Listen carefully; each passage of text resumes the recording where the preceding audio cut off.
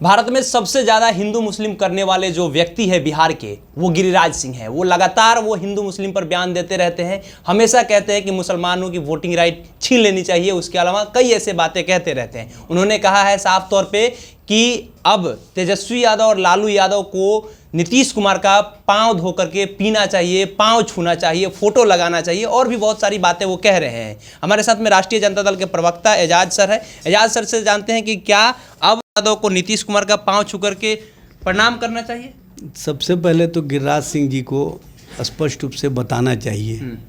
कि भारतीय जनता पार्टी के प्रदेश अध्यक्ष पगड़ी क्यों उतारे, किस डर से उतारे और किसको खुश करने के लिए उतारे, ये स्पष्ट रूप से बताएं। भारतीय जनता पार्टी सत्ता के लिए, स्वार्थ के लिए किसी हद तक जा सकती है और नतमस्तक होने की राजनीति का ये सबसे बड़ा प्रमाण है कि भारतीय जनता पार्टी सत्ता और स्वार्थ में इतना अभिभूत है कि वो अपने प्रदेश अध्यक्ष का पगड़ी खुलवाने में भी ज़रा सा संकोच नहीं किया। गिरिराज सिंह जी, आपको पता है कि लालू प्रसाद जी नाम है विचार का, लालू प्रसाद जी नाम है संघर्ष का, लालू प्रसाद जी नाम है आंदोलन का, और लालू जी को कभी भी कोई डिगा नहीं सकता उनके विचारों से। लालू जी जिस तरह से सारे झंझावतों को झेलते हुए भी, सारी परिस्थितियों को कहीं ना कहीं समझते हुए भी,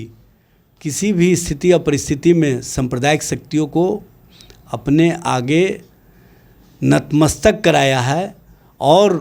सांप्रदायिक शक्तियों को एक ही संदेश दिया है कि लालू किसी भी स्थिति में उन शक्तियों के सामने झुकेगा नहीं जो शक्तियाँ देश और देश के वर्तमान राजनीतिक माहौल को ख़राब कर रही है, जो नफ़रत के माहौल पर कहीं ना कहीं इंसान और इंसानियत के बीच गंगा जमनी संस्कृति को कमज़ोर कर रही है। उस माहौल को बचाने के लिए लालू प्रसाद जी ने बहुत सारे झंझावत झेले, बहुत सारी परेशानियां झेली, बहुत सारी कठिनाइयां झेली, लेकिन कभी किसी समझौता नहीं किया। और जहां तक नीतीश जी से समझौते की बात है, सबको पता है कि भारतीय जनता पार्टी नीतीश जी की पार्टी को अंदर खाने किस तरह से साजिश का शिकार बना रही थी एनडीए में रहते हुए। जब नीतीश जी को ये बात समझ में आया तो लालू जी के पास दौड़े हुए आए और कहे कि आप हमारा अस्तित्व बचा लीजिए, आप हमारी पार्टी को बचा लीजिए, हम दोनों समाजवादी विचारधारा के लोग हैं, एक साथ हम लोग चलेंगे, नफ़रत वाली शक्तियों को समाप्त करेंगे, सांप्रदायिक माहौल को समाप्त करेंगे और देश को एक नए वातावरण के निर्माण में हम दोनों मिल करके आगे बढ़ाएंगे। अगर अभी भी भारतीय जनता पार्टी अगर नीतीश कुमार के पार्टी को चित करने की कोशिश करे, अंदर से अंदर ही उनके विधायक को तोड़ने की कोशिश करेगी और वो लालू प्रसाद यादव के पास आएंगे, तो क्या दोबारा आप लोग नीतीश कुमार को मौका देंगे? देखिए, लालू जी, तेजस्वी जी का एक ही सोच है कि किसी भी स्थिति और परिस्थिति में जो भारत का लोकतांत्रिक व्यवस्था है, जो भारत का संवैधानिक व्यवस्था है, जो भारत में नफरत फैलाने वाली शक्तियाँ हैं, उनको हम आगे नहीं बढ़ने दें। उनको कमज़ोर करने के लिए किसी भी तरह का स्थिति और परिस्थिति का अगर निर्माण होता है तो उसमें हम भाजपा को कमज़ोर करने में जो भी हमारे साथ आना चाहेंगे, हम उनके साथ उनको गले लगाने का काम करेंगे। चूँकि देश और देश की राजनीति आवश्यक है और देश को बचाना आवश्यक है और देश के लोगों को उन नफ़रती माहौल से अलग करना आवश्यक है जो कहीं ना कहीं भाई भाई के बीच में नफ़रत फैला करके माहौल को ख़राब करके देश को कमज़ोर करना चाहती है। किस बेस पे वे लोग कह रहे हैं कि इस बार 200 से ज़्यादा सीट हम लोग का आने वाला है और वो लोग फिर से तैयार हो जाए, 22 से ज़्यादा सीट उन लोग का नहीं आएगा? आप लोग के बारे में कह रहे हैं कि 22 से ज़्यादा सीट नहीं आएगा और नित्यानंद राय उधर कह रहे हैं कि हमको 200 से कम सीट नहीं आएगा। देखिए, ये बेसलेस बात करते हैं। 400 की बात किए, जनता ने इनको स्पष्ट रूप से जनादेश में संदेश दे दिया कि हमको नरेंद्र मोदी के नेतृत्व पर विश्वास नहीं है, नरेंद्र मोदी के गारंटी पर विश्वास नहीं है। कल तक जो नरेंद्र मोदी एनडीए का एन नाम नहीं लेना पसंद करते थे, वो एनडीए सरकार करना शुरू कर दिए। तो ये लोग समझौतावादी लोग हैं, ये लोग सत्ता और स्वार्थ के लिए किसी हद तक जाने वाले लोग हैं और जो सत्ता और स्वार्थ की राजनीति करता है वो कभी भी जनता और जनता के हितों की बात नहीं कर सकता है। ये 200 सीट किस बुनियाद पर लाएंगे? बिहार में पुलों का गिरना जारी है उसके कारण, बिहार में बच्चियों के साथ जो बलात्कार की घटनाएं हो रही हैं उसके कारण, बिहार में अपराध जो चरम सीमा पर पहुंच गया उसके कारण, बिहार में अपराधियों के सामने प्रशासन और सरकार नतमस्तक हो चुका है उसके कारण, बिहार में जिस तरह से विकास और विकास के आयाम को ठप कर दिया गया है ये नूरा कुश्ती के खेल में, उसके कारण आप कहाँ से लाइएगा। इस तरह का द्वैत सपना देखने वाले, मुंगेरी लाल का हसीन सपना देखने वाले उसी तरह के स्थिति और परिस्थिति में फंस गए हैं जिस तरह से 400 पार की बात किया करते थे। और आने वाले समय में आप देखेंगे कि ये जो चेहरा सामने रखे हुए हैं और काम किसी और के माध्यम से करा रहे हैं, दोनों धाराशायी होंगे। और बिहार में तेजस्वी प्रसाद यादव के नेतृत्व पर जो जनता का विश्वास बना है, जो जनता का समर्थन मिला है, और जिस तरह से आम जन भी कहते हैं कि हमको ऐसा विज़न वाला नेता चाहिए, ऐसा सोच वाला नेता चाहिए जो नौजवानों को नौकरी दे, रोज़गार दे, जो बिहार के विकास को एक नया आयाम दे, और वो नेता है तेजस्वी प्रसाद यादव। इसीलिए तेजस्वी जी के नेतृत्व में आने वाले समय में परिवर्तनकारी राजनीति का जो आगाज़ हुआ है बिहार से, वो आखिर में कहीं ना कहीं परिवर्तन के बयार के साथ भारतीय जनता पार्टी, जनता दल यू और एनडीए की सरकार को पूरी तरह से जनता और जनता के माध्यम से हम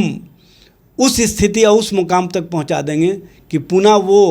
ये कहने की भी स्थिति में नहीं रहे कि हम सत्ता में वापस आ रहे हैं। आपने अभी तेजस्वी यादव का बात किया तो एक आखिरी सवाल ले लेते हैं। तेजस्वी यादव ने जो स्थापना दिवस के समय में जो स्पीच दिया उसमें कहा कि कई ऐसे जो बड़े बड़े सुरमा है जिनके पास में बहुत ज़्यादा जनबल है और इधर उधर चले जाते हैं, इस बार अगर कठोर से कठोर डिसीजन लेना होगा तो हम पीछे नहीं हटेंगे। कई सीटिंग विधायक के भी टिकट काटने की बातें कही कि सीटिंग विधायक जो लोग हैं अगर काम नहीं करेंगे उनका भी टिकट काटने में हम पीछे नहीं हटेंगे। इससे बहुत सारे आपके पार्टी के विधायक हैं जो डरे हुए हैं, वो हमको भी फ़ोन कर रहे हैं, कई ऐसे लोग हैं उनको फ़ोन कर रहे हैं। इसमें तो अब ऐसी स्थिति में वो भागने की कोशिश करेंगे दूसरी पार्टियों में। देखिए, ऐसा कोई स्थिति या परिस्थिति नहीं है। जो भी राष्ट्रीय जनता दल के माननीय विधायक हैं वो लालू जी के विचार से, राष्ट्रीय जनता दल के विचार से,